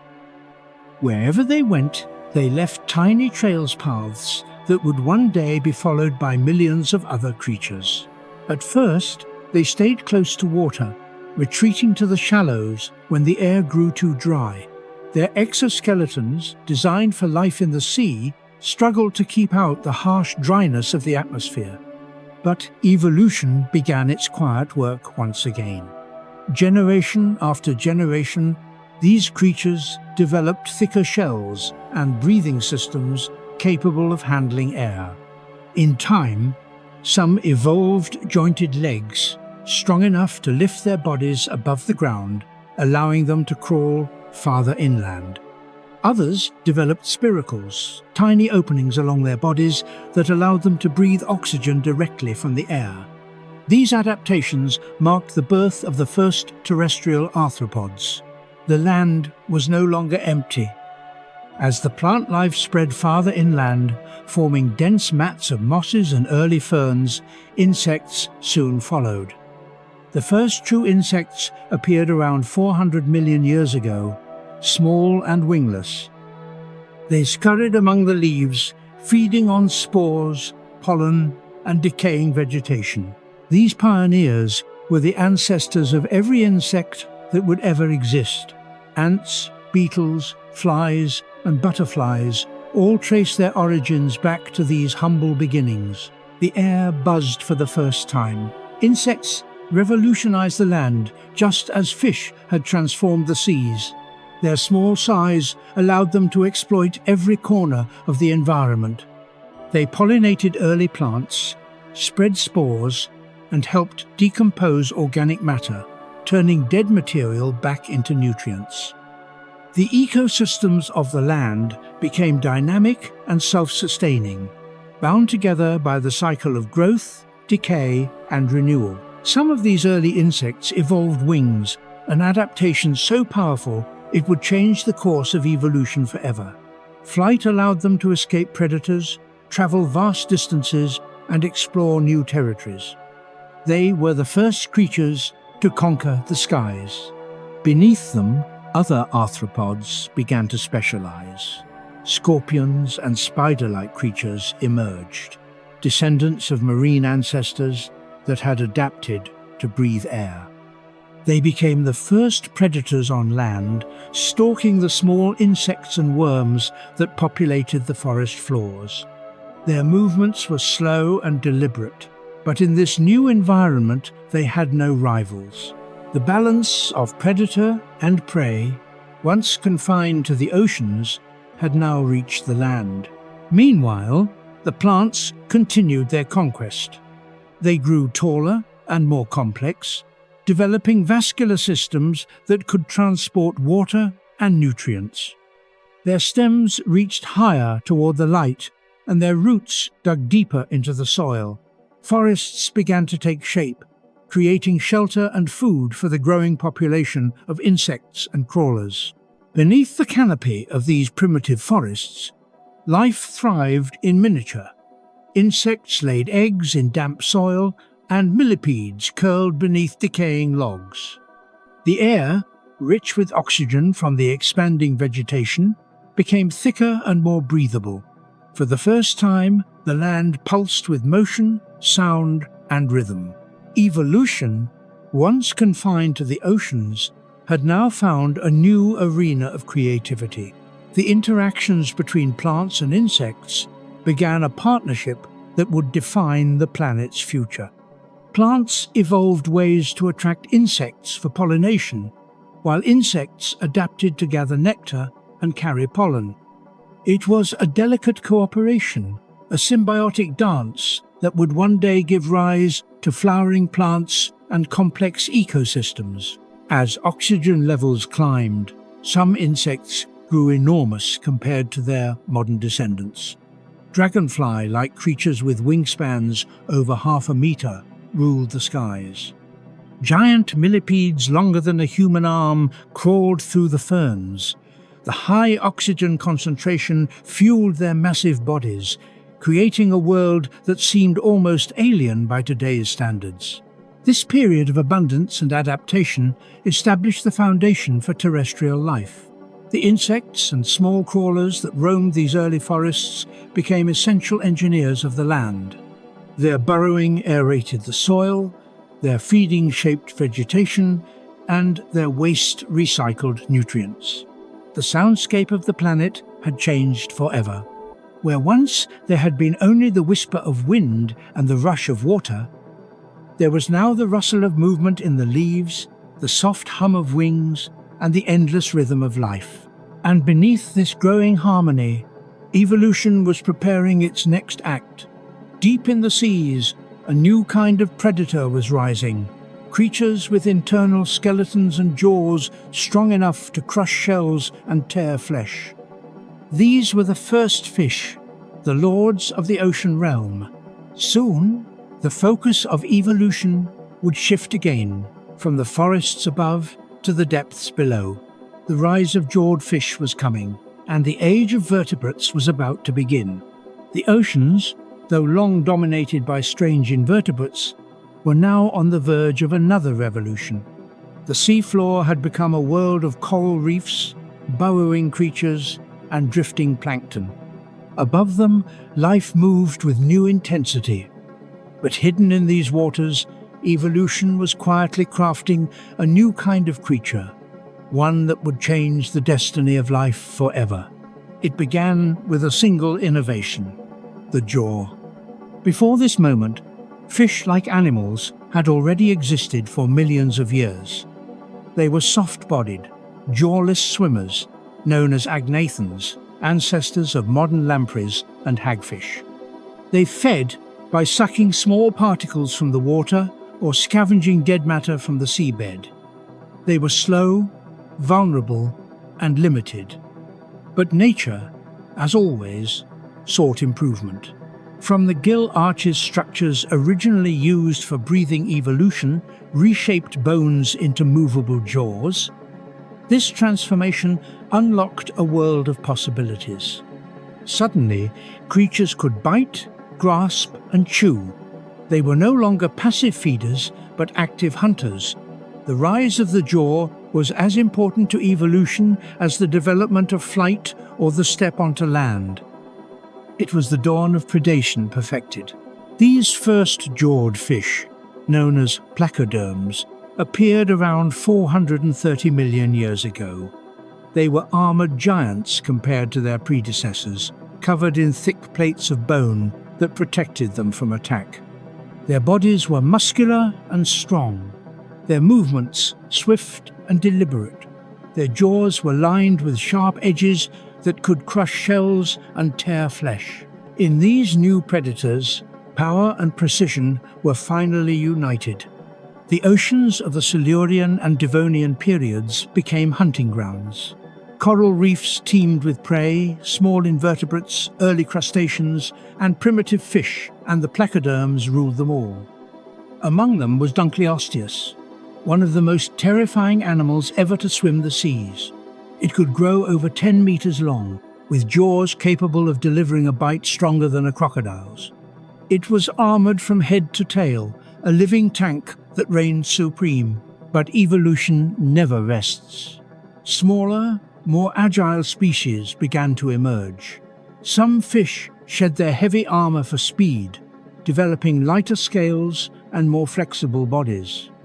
Others evolved fins capable of subtle, precise movement, allowing them to dart through coral reefs with unmatched grace. These were the ancestors of modern bony fish and sharks. The rise of jaws did more than create predators. It changed the entire ecosystem. Prey evolved new defenses, developing tougher shells, faster reflexes, and better camouflage. Coral reefs became arenas of constant adaptation, filled with creatures that grew more intelligent, alert, and aware. For the first time, the concept of balance began to define the ocean. Every predator's rise brought about new forms of prey, and every innovation in defense inspired another in attack. This endless cycle drove evolution faster than ever before. The new fish were not just hunters, they were architects of motion. Their fins evolved into powerful engines that allowed them to maneuver through the water with precision. Their skeletons, made of bone or cartilage, gave them structure and flexibility. Some species developed swim bladders, allowing them to control buoyancy effortlessly. Others developed streamlined bodies built purely for speed. The oceans came alive with movement. Schools of fish flashing in silver waves, predators gliding silently through the shadows, coral reefs pulsing with color and motion. The underwater world had become dynamic and full of tension, beauty, and danger. This era also saw another major innovation: paired fins. These structures, positioned along the sides and underside of the body, gave fish stability and control. With them, they could hover, accelerate, and turn with agility never before seen in nature. The groundwork for future limbs was being laid. One day, these fins would evolve into arms and legs. The oceans grew more complex. Predators developed sharper teeth, stronger jaws, and keener senses. Some fish learned to detect vibrations in the water. Others developed primitive versions of electroreception, sensing the faint electric fields of nearby creatures. The underwater world was now filled with perception and intent. In this arms race, the first true sharks appeared, sleek, cartilaginous hunters with rows of replaceable teeth and lightning-fast reflexes. They were the embodiment of efficiency, built for endurance and dominance. Their design was so perfect that even after hundreds of millions of years, it remains largely unchanged. Beneath the waves, life had entered a golden age of innovation. The balance between predator and prey had reached its peak. Fish filled every niche from shallow reefs to deep oceans, from surface hunters to bottom dwellers. Their diversity exploded, creating the foundation of modern marine life. But the story of the jaw was more than the story of hunters. It was a story of opportunity. For the first time, vertebrates had the tools to manipulate their world, to bite, grasp, and hold. Jaws allowed not only predation, but also defense, construction, and communication. This one innovation would echo through all future life, from the feeding of whales to the speech of humans. As the Devonian period continued, the oceans flourished with fish of every shape and size. Some developed lungs that allowed them to gulp air from the surface. Others evolved stronger fins capable of pushing against the ground. Evolution was once again preparing for another leap, one that would change the face of the planet forever. Because while the seas were now ruled by fish, the land was still waiting. Lush forests and swamps covered the continents, full of insects and mosses, but no large animals. The boundary between water and earth was no longer impassable, and somewhere, in the shallow, murky waters of a Devonian delta, a new kind of fish began to crawl. Fins were turning into limbs. Gills were becoming lungs. The first creatures were leaving the sea behind. The conquest of the land was about to begin. By the time the oceans filled with powerful, jawed fish, the land above had undergone its own quiet revolution. What had once been a barren expanse of rock and moss was now unrecognizable. Rivers wound through green valleys, and the air shimmered with humidity and life. The first forests had begun to take root, transforming not just the continents, but the entire planet itself. These forests were unlike anything we know today. They were not filled with towering oaks or swaying palms, but with strange ancient plants, giant ferns, horsetails, and primitive trees that grew in dense clusters near wetlands and rivers. Their trunks were narrow and ribbed, covered in rough bark like tissue. Instead of leaves, they bore fan-shaped fronds that stretched toward the filtered sunlight. This was around 385 million years ago, during the late Devonian period, the age when plants finally mastered height. Before this, vegetation had hugged the ground, limited by gravity and simple vascular systems. But now, with the evolution of lignin, a tough, woody material that allowed plants to grow tall, life on land reached upward for the first time. It began with the first true trees, Archaeopteris and Watiza. These ancient giants could grow up to 10 meters tall, their roots digging deep into the soil while their branches spread wide across the landscape. Their presence marked the beginning of the world's first forests, a dense, tangled web of vegetation that blanketed the continents in green. The arrival of these trees reshaped everything. Their roots broke apart rocks, releasing minerals and forming new soil. Their fallen leaves and branches decayed, enriching the ground with nutrients. Rain filtered through canopies for the first time, creating shade and regulating moisture below. The cycle of life and decay, the balance of ecosystem was born on land. As these forests spread, the planet's atmosphere changed once more. The sheer number of trees drew massive amounts of carbon dioxide from the air through photosynthesis, replacing it with oxygen. Oxygen levels soared, eventually reaching over 30% far higher than today. This new abundance of breathable air would allow land animals to grow larger, stronger, and more active. But there was another side to this transformation. The drop in carbon dioxide caused the planet to cool. Once again, Earth's climate shifted, plunging regions into ice, while tropical zones became lush and swampy. In this constant tug-of-war between warmth and cold, life adapted endlessly. Within these new forests, insects and arthropods thrived. The air buzzed with dragonflies the size of hawks, their wings shimmering as they darted through the canopy. Millipedes and scorpions crawled among the roots, feeding on decaying plants. Small amphibians, descendants of lobe-finned fish that had taken their first steps onto land, slid through the damp undergrowth, their slick bodies glistening with moisture. Beneath the trees, thick mats of moss and ferns covered the forest floor.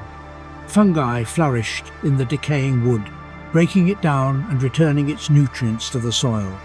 The smell of earth, of life and decay filled the air for the first time. These forests were alive in every sense, breathing, recycling and sustaining.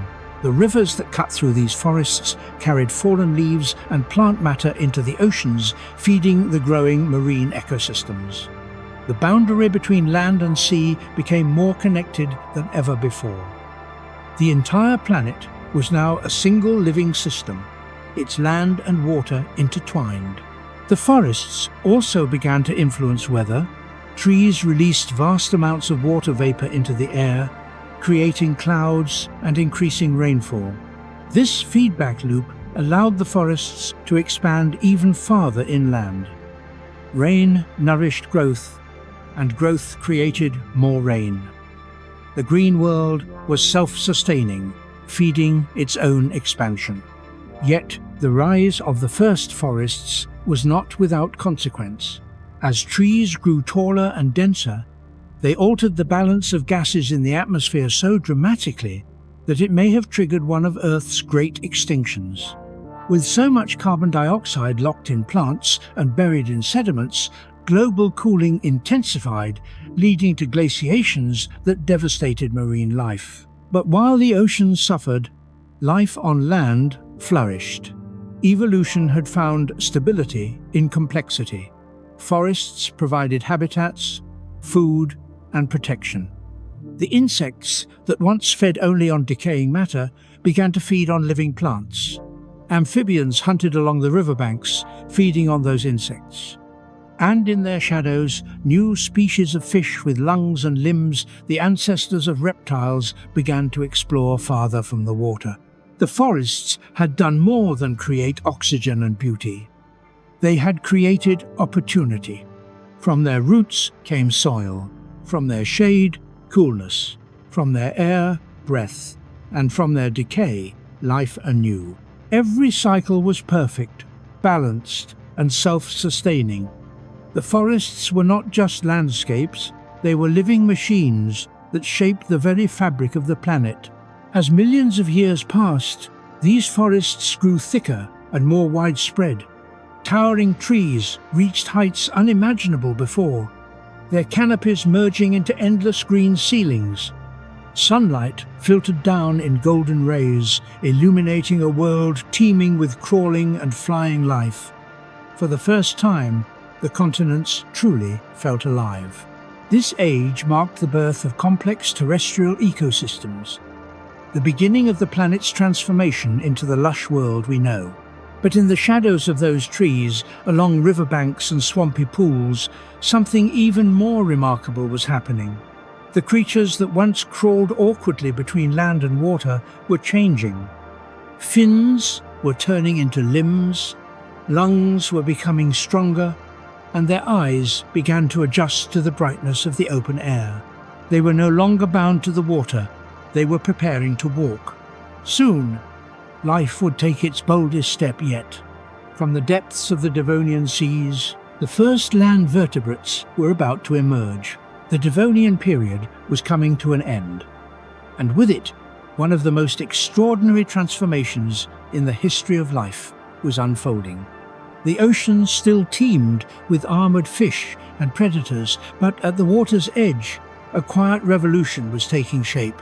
The boundary between sea and land, once an impossible divide, was about to be crossed. It began in the shallow coastal swamps and river deltas, where warm water, dense vegetation, and oxygen-rich air created a cradle for change. Here, certain species of lobe-finned fish creatures with thick, muscular fins and primitive lungs began to explore beyond the surface. They were not yet land animals, but they were no longer just fish. These transitional species would bridge two worlds, carrying evolution's greatest experiment onto dry land.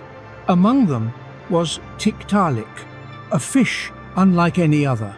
Its body was sleek and scaly, but its fins contained bones that resembled a shoulder, elbow, and wrist.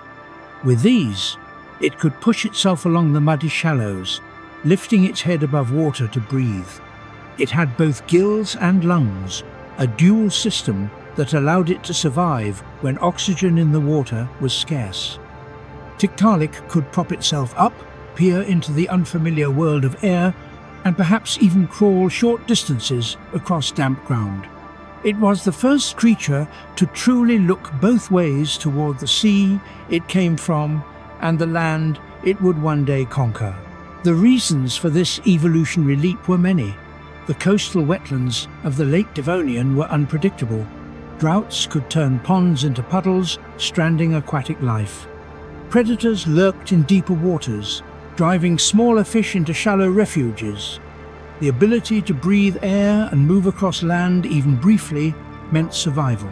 And, as it always does, survival shaped evolution. Over countless generations, these early lobe-finned fish became more adept at living between two worlds. Their fins grew stronger, their bodies lighter, and their lungs more efficient. Eyes migrated upward on their heads, allowing them to see above the surface. Ribs developed to support their bodies against gravity. They were learning how to live where no vertebrate had lived before. These pioneers gave rise to the first true amphibians, the earliest tetrapods. Creatures like Acanthostega and Ichthyostega emerged, blending traits of both fish and land animals. They still had tails and webbed feet for swimming, but also digits, fingers and toes that allowed them to crawl across mud and plant-covered shores. For the first time, vertebrates could walk. The move from water to land was not a single event, but a slow, gradual conquest. Amphibians spread along riverbanks, hiding among the roots of giant ferns and horsetail plants. They laid their eggs in water, for their young still depended on it. Tadpoles swam in the shallows, just as their ancestors once had, before growing legs and crawling onto land. Life's great transition was complete at least halfway. The land was no longer the exclusive domain of insects and small crawlers. Vertebrates had arrived, and their arrival changed everything. The presence of these new predators sent ripples through the ecosystems. Insects, once carefree in their lush green paradise, became prey. Amphibians hunted them with swift strikes of their jaws and flicks of their tongues. For the first time, the land echoed with movement, the splash of bodies diving back into water, the slither of wet limbs through moss and mud, the faint sound of breathing under the trees. These amphibians were still bound to the water, returning to it to reproduce and cool their fragile skin. But each generation ventured farther, stayed longer and adapted better. Muscles strengthened, skin thickened, lungs became more efficient. evolution had begun to favor independence from the sea. The forests that had begun to rise across the continents provided perfect shelter. Damp, shaded, and rich in food, they became the training ground for terrestrial life. The partnership between plants and animals deepened. Plants produced oxygen and food, while animals spread spores and fertilized the soil. The land was no longer silent. It had become a living network, pulsing with motion and interaction. The appearance of tetrapods also marked a turning point in behavior. For the first time, vertebrates could explore beyond the horizon into environments untouched by their ancestors. They discovered new challenges: gravity, dryness, fluctuating temperatures, and met them with endless adaptation. In doing so, they set in motion the next great chapter of evolution, the rise of reptiles, mammals, and eventually humans. Beneath the surface, however, the ocean world was still in turmoil. The end of the Devonian brought massive environmental changes: rising and falling sea levels, oxygen depletion in deep waters, and volcanic activity that reshaped entire continents. Many marine species, including countless armored fish, vanished in one of Earth's first great mass extinctions. But on land, life endured. The creatures that had crawled from the sea now found opportunity in the chaos. With competitors gone, amphibians spread farther and diversified rapidly. They occupied swamps, rivers, and forests, evolving into countless forms. Some grew larger, becoming the dominant hunters of the wetlands. Others remained small and agile, perfectly adapted to catching insects. The Devonian period, the so-called Age of Fish, was ending, but its legacy was monumental. It had given the planet oxygen, rich forests, complex ecosystems, and the first vertebrates to walk the Earth. Every creature that would ever roam, crawl, or fly traced its origins back to this moment, when fins became feet and water gave way to land. By the time the Devonian faded into the Carboniferous, Earth had been forever transformed. Great forests spread across the continents, insects filled the air, and amphibians ruled the swamps. The cycle of life was now fully connected: land, sea, and sky bound together by the same pulse of evolution.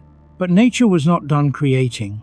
In the dense heat of those forests, with oxygen thick in the air and insects growing to monstrous sizes, evolution was preparing for the next stage. The amphibians that now dominated the planet would give rise to something stronger, drier, and more enduring creatures no longer tied to water. The reptiles were coming, and with them the dawn of the Age of Giants. The Devonian age faded into the Carboniferous, and Earth entered a time of immense transformation. The continents were draped in deep green. The first true forests now stretched for thousands of miles, from steaming equatorial swamps to mist-covered valleys. The air was thick with moisture and oxygen, so rich that fires sparked easily and burned for weeks. Giant insects hovered in the humid skies. Millipedes as long as a human arm crawled among the ferns, and dragonflies with half-meter wingspans ruled the air. It was a world of abundance, a paradise forged by plants. Yet hidden beneath this lush beauty, evolution was preparing for another leap forward: the rise of creatures that would one day dominate the land, the reptiles. The forests of this age were unlike anything that came before. Towering lycophytes, some over 30 meters tall, grew beside massive horsetails and seed ferns. Their roots spread wide and deep, binding the soil and regulating the planet's atmosphere. When these trees died, they collapsed into the swampy ground, their trunks slowly transforming into thick layers of peat. Over millions of years, these layers would become the coal that modern humans would one day unearth the ancient remains of Earth's first great forests. Life thrived within this green empire. Amphibians, the descendants of those first fish to walk on land, now ruled the wetlands. They were diverse, some small and salamander-like, others massive, their wide jaws snapping at fish and insects along the water's edge. Their slick, glistening bodies carried the mark of their dual existence. They were still bound to the water, returning to it to lay eggs and keep their skin moist. They were creatures of both realms, but masters of neither. The air above them hummed with life. Insects, fueled by high oxygen levels, had grown to monstrous proportions. Giant dragonflies, known as meganeura, hunted other insects mid-air, their wings shimmering in the filtered sunlight.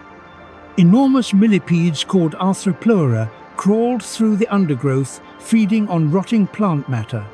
Spiders and scorpions, descendants of ancient sea creatures, stalked silently across the forest floor.